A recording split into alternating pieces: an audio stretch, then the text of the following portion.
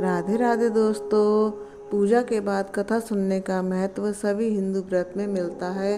संतान सप्तमी व्रत की कथा पति पत्नी साथ मिलकर सुने तो अधिक प्रभावशाली माना जाता है। इस व्रत का उल्लेख श्री कृष्ण ने युधिष्ठिर के सामने किया था। उन्होंने बताया था ये व्रत करने का महत्व लोमेश ऋषि ने उनके माता पिता को बताया था। माता देवकी के पुत्रों को कंस ने मार दिया था, जिस कारण माता पिता के जीवन पर संतान शोक का भार था, जिससे उभरने के लिए उन्हें संतान सप्तमी व्रत करने को कहा गया।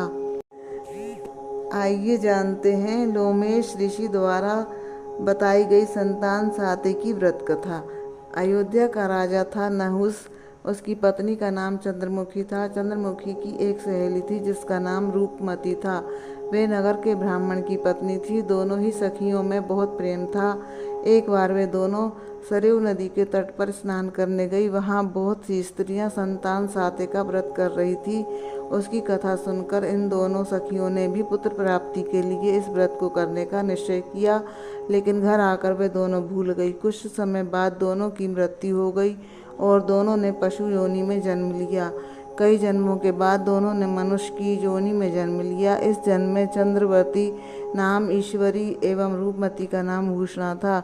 ईश्वरी राजा की पत्नी एवं भूषणा ब्राह्मण की पत्नी थी। इस जन्म में भी दोनों में बहुत प्रेम था। इस जन्म में भूषणा को पूर्व जन्म की कथा याद थी, इसलिए उसने संतान साते का व्रत किया, जिसके प्रताप से उसे 8 पुत्र प्राप्त हुए। लेकिन ईश्वरी ने इस व्रत का पालन नहीं किया, इसलिए उसकी कोई संतान नहीं थी। इस कारण उसे भूषणा से ईर्ष्या होने लगी थी। उसने कई प्रकार से भूषणों के पुत्रों को मारने की कोशिश की, लेकिन उसके व्रत के प्रभाव से उसके पुत्रों को कोई क्षति नहीं पहुंची। थक हार कर ईश्वरी ने अपनी ईर्ष्या एवं अपने कृत्य के बारे में भूषणा से कहा और क्षमा भी मांगी। तब भूषणा ने उसे पूर्व जन्म की बात याद दिलाई और संतान साते के व्रत को करने की सलाह दी।